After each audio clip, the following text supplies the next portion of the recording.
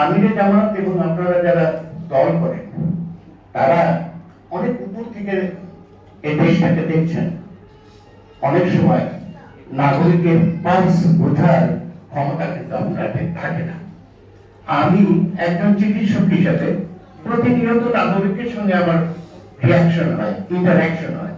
আমরা নাগরিকের পালস বুঝতে পারি। আমি সংক্ষিপ্ত আকারে নাগরিকের এই পালসটার কথাগুলো আপনাদের কাছে তুলে ধরব।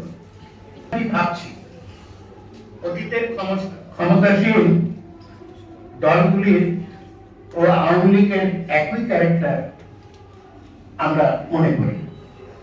এখন সব দলই জামাতের অগ্রগতিতে ভীত, কিন্তু ঠিক আন্দাজ করতে পারছি না কতটুকু আগাচ্ছে। তাই জামাতের সঙ্গে সংঘাতের চিন্তা ভাবনা করছে, যাতে প্রমাণ করা যায় জামাত শিবির সন্ত্রাসী সংগঠন।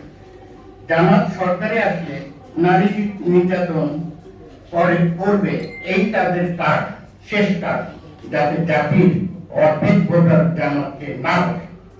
আরেকটি বিশেষ কাজ জামাতের বিরুদ্ধে, তার হল স্বাধীনতা বিরোধিতা করা। জামাত স্বাধীনতার বিরোধিতা করে না, বিরোধিতা করেছিল আগ্রাসী ভারত সমর্থিত স্বাধীনতা যুদ্ধে, যা মৌলানা ভাসানী সহ আরো অনেক রাজনৈতিক দল করেছে। আমাদের এই রাজনৈতিক অবস্থান যদি জাতির কাছে